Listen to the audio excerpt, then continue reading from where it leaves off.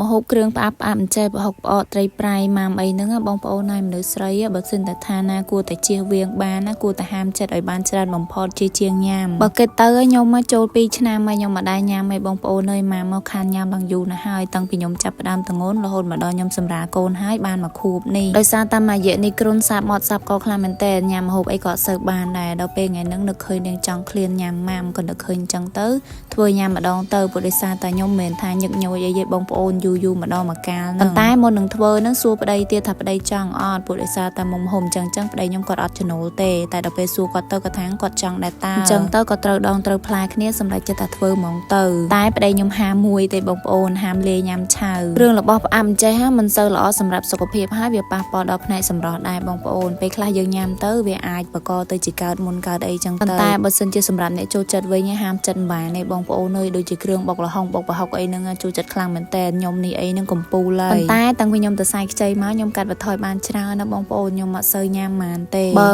កាលពីមុនវិញផងបុកល្ហុងសឹងថាមិនម្លងថ្ងៃទេបងប្អូនហើយអស់យូរមួយថ្ងៃអីហ្នឹងឯងបើមិនបានធ្វើញ៉ាំខ្លួនឯងយ៉ាងណាក៏ទិញគេញ៉ាំបានបន្តិចដែរហើយបើនិយាយពីម៉ាំរបស់គេនេះវិញខ្ញុំទិញអត់សូវបានល្អទេបងប្អូនហើយព្រោះដោយសារតែសាច់គេតិចមែនតើសាប៊ូតែល្ហុងច្រើនជាងភាគច្រើនមិនថាខ្ញុំឆាឬក៏ខ្ញុំលេឆៅទេខ្ញុំអត់ដែរកច្រាំល្ហុងទេបងប្អូនខ្ញុំឆ្កឹះយកតែសាច់ត្រីយកមកច្រាំទេកាប់ទៅម៉ាំនេះខ្ញុំទិញឡើង2ថ្ងៃហើយបងប្អូនដោយសារថ្ងៃដំបូងហ្នឹងគឺខ្ញុំទិញមកខ្ញុំបំរុងនឹងលេឆៅខ្ញុំឃ្លានញ៉ាំឆៅប៉ុន្តែប្តីខ្ញុំគាត់ហាមគាត់អត់ឲ្យលេចឹងទៅគាត់ថាទុកស្អែកឡើងទៅទិញសាច់ជ្រូកគេមកយកឆាញ៉ាំវិញអត់ឲ្យញ៉ាំឆៅទេគាត់ហាមហ្នឹងក៏ល្អដែរបងប្អូនគាត់ថាខ្ញុំនេះវាឃ្លានចឹងណាមួយខានញ៉ាំអញ្ចឹងយូរហើយខាងកាលពីនៅតងូនទៅគេអត់ឲ្យញ៉ាំទេអានចឹង